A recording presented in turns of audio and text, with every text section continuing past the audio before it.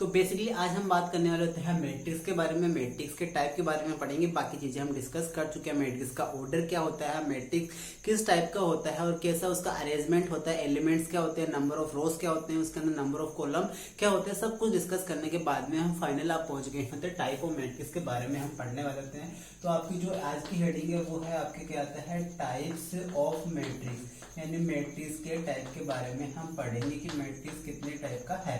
पहला जिसके अंदर टाइप आता है वो आता है आपका कौन सा, रो मैट्रिक्स। इसको हम बोलते हैं रो मैट्रिक्स। रो मैट्रिक्स कौन सा होता है, ऐसा मैट्रिक्स जिसके अंदर केवल क्या होती है, ओनली फॉर वन रो होती है, तो उसको हम बोलते हैं रो मैट्रिक्स। तो सेकंड जो आता है उसको हम बोलते हैं कॉलम मैट्रिक्स।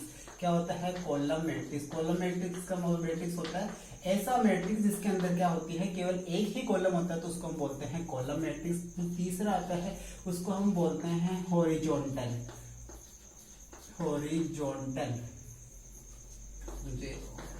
हॉरिजॉन्टल मैट्रिक्स होता है आपका। जो अगला जो मैट्रिक्स होता है उसको हम बोलते हैं वर्टिकल मैट्रिक्स। जो 4 नंबर का होता है वो होता है आपका वर्टिकल मैट्रिक्स होता है। और अगला जो आपका मैट्रिक्स होता है उसको हम बोलते हैं 5 नंबर, जो होता है आपका स्क्वायर मैट्रिक्स। स्क्वायर मैट्रिक्स कौन सा होता है, ऐसा मैट्रिक्स जिसके अंदर क्या होता है, नंबर ऑफ कॉलम और नंबर ऑफ रोज क्या होते हैं, बराबर होते हैं, उसको हम बोलते हैं स्क्वायर मैट्रिक्स। स्क्वायर मैट्रिक्स होता है। और जो अगली आपकी जो मैट्रिक्स आती है वो आती है आपकी नंबर 6 नंबर की जो मैट्रिक्स आती है उसको हम बोलते हैं अपने पास में डायगोनल मैट्रिक्स।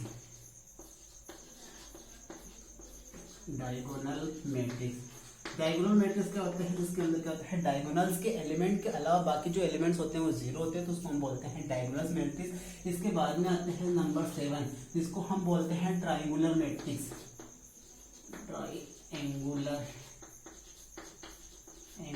मैट्रिक्स होते हैं। इसके अंदर 2 टाइप की मैट्रिक्स होती है। फर्स्ट जो होती है इसके अंदर वो होती है आपके पास में अपर ट्राइंगुलर मैट्रिक्स होता है, अपर ट्राइंगुलर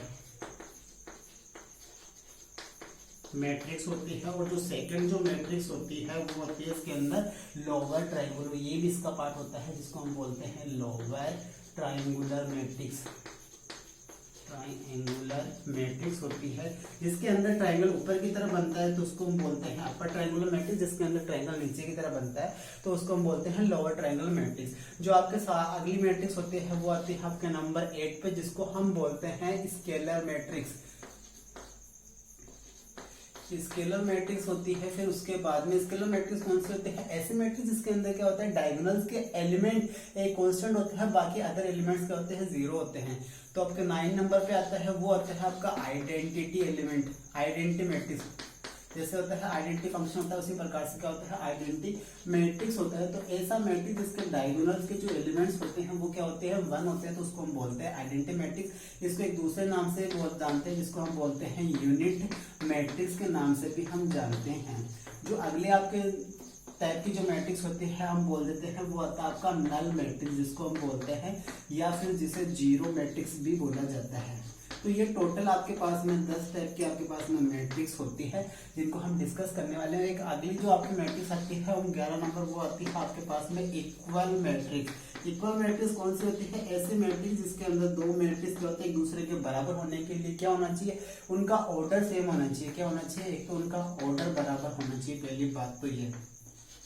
दूसरी बात यह है कि जो उसके करस्पॉन्डिंग जो एलिमेंट्स होते हैं वो भी क्या होने चाहिए, उसके बराबर होने चाहिए, तो उसको हम बोलते हैं